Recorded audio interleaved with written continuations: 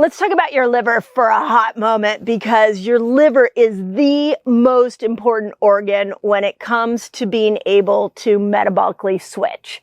And it's a really hard organ to know if it's healthy or not healthy. In fact, by the time we know that it's not healthy, usually it's a massive crisis.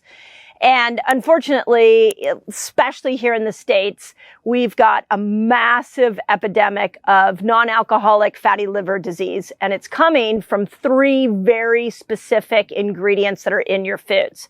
So before I talk about your feet and what you should look at to be able to understand where your liver's at, let's talk about those 3 foods briefly right now.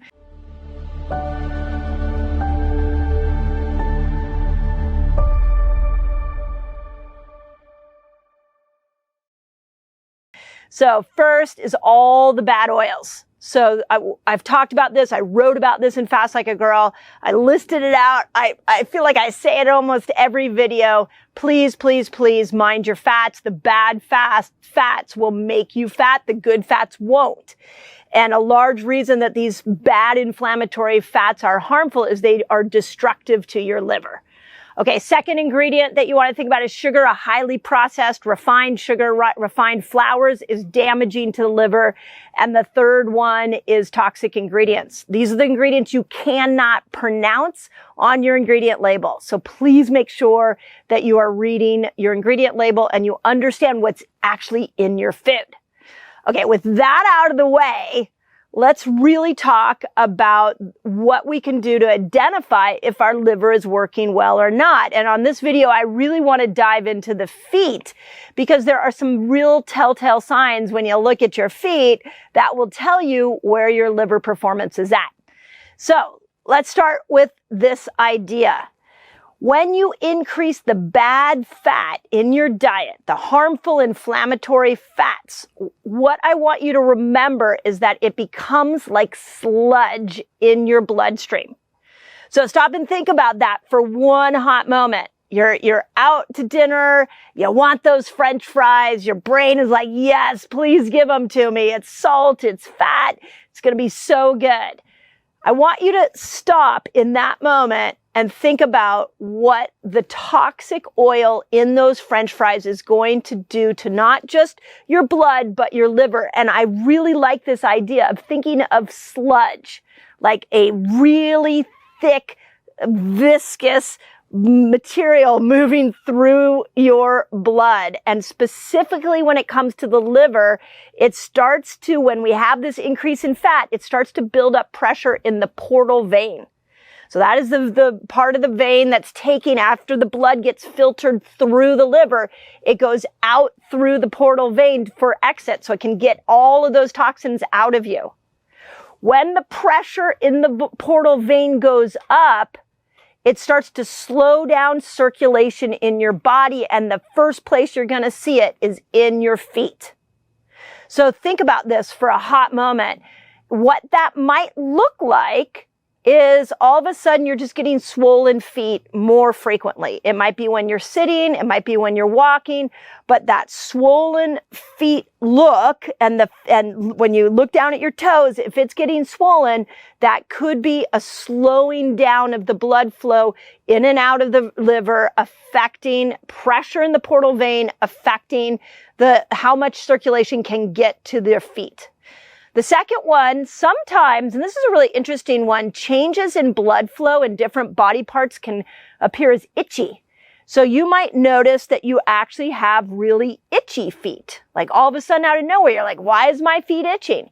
The other interesting part of that is that the more we eat these highly refined carbohydrates in our diet, the more we feed a fungus called Candida that actually starts to take over your whole body and especially your taste buds. So if you have itchy feet combined with an intense craving for carbohydrates and sugar, those two can be a sign that we've got some imbalance in the gut, and we've got definitely this stagnation and a massive issue forming in the liver. So the third one, and this one, I know a lot of you have seen it, is that it can be where your feet start to get dried out and start to crack. So that's because you're not getting enough circulation all the way down to your feet because of the stagnation in this portal vein. So when we look at the feet, we have to look at are we getting enough circulation? So lack of circulation can look like a puffiness. It can look like when you sit for long periods of time that all of a sudden your feet start to swell. It also can look like this itchiness that you feel when at the bottom of your feet. Like I can't figure out why I can't stop itching my feet. That could be a lack of circulation mixed with some dysbiosis going on in your gut. And then the third one can be that the cracking on the bottom of the soles of your feet.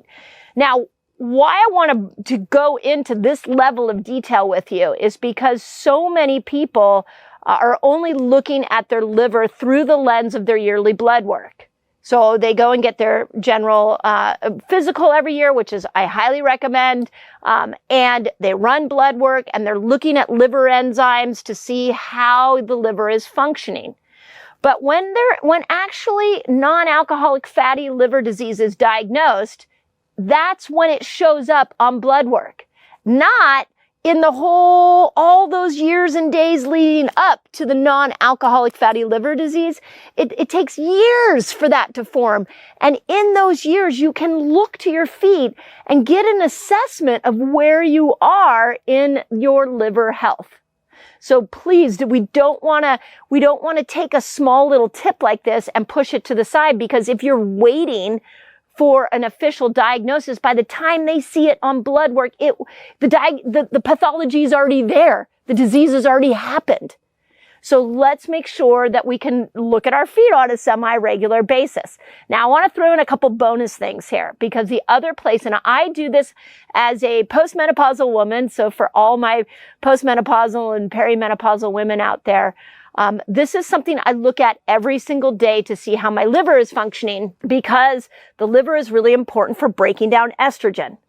And when you go through menopause, you're already getting a lower amount of estrogen. So if that estrogen is not being broken down, then you're going to see signs of lower estrogen much quicker. So where I look every single day when I'm washing my face is in the inner corner of my eyes. When there's a little bit of yellow that forms there, that can be an indication that we've got some strain on the liver.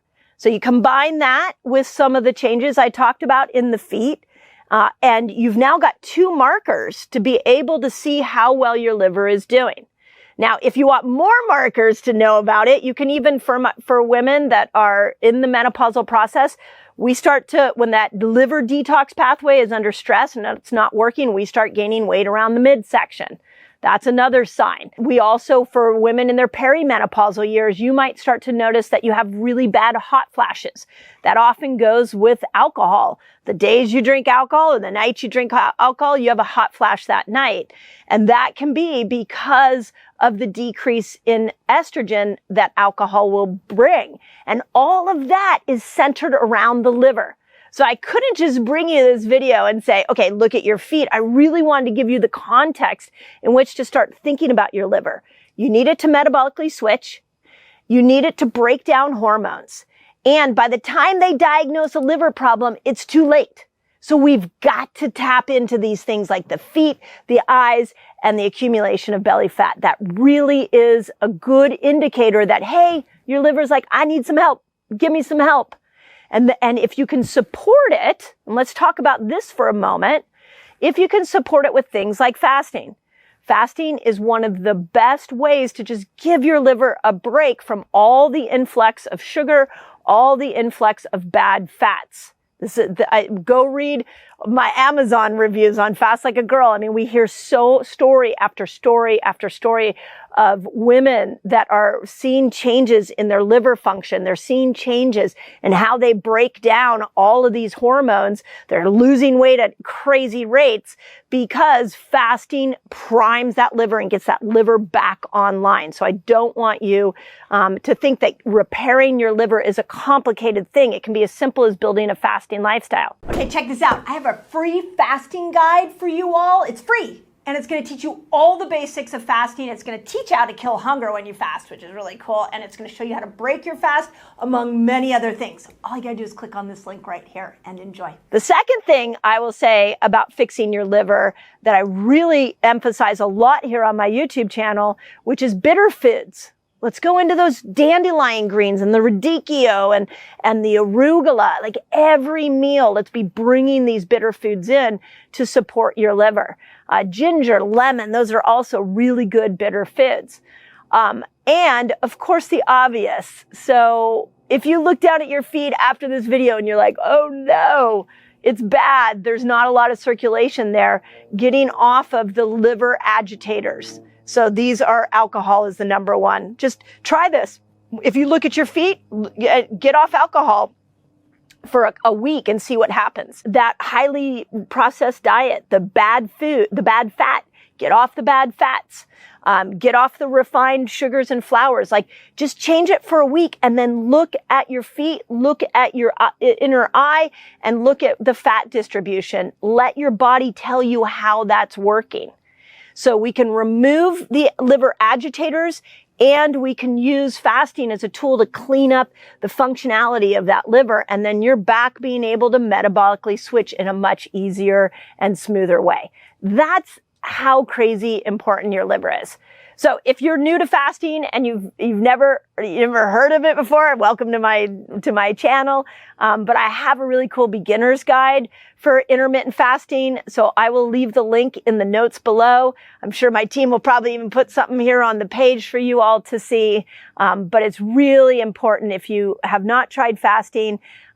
It's so incredible to watch what your body's capable of when you go into these fasted states. You clean the liver up, and then you're going to have that visual. You're going to see it in your feet, in your fat distribution, and in your eyes, and how well you can metabolically switch.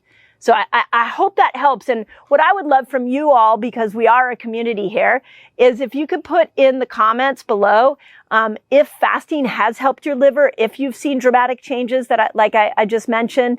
We're a community here. So share your liver wins with fasting so we can inspire the newbies to hop on a fasting lifestyle. As always, I hope that helps. Okay, you're not losing belly fat. I get it. Watch this video so you know exactly how to get rid of your belly fat. So I really want you to remember that cortisol and belly fat, those go hand in hand. So as your belly is growing, it's not always diet related. It can also be stress related.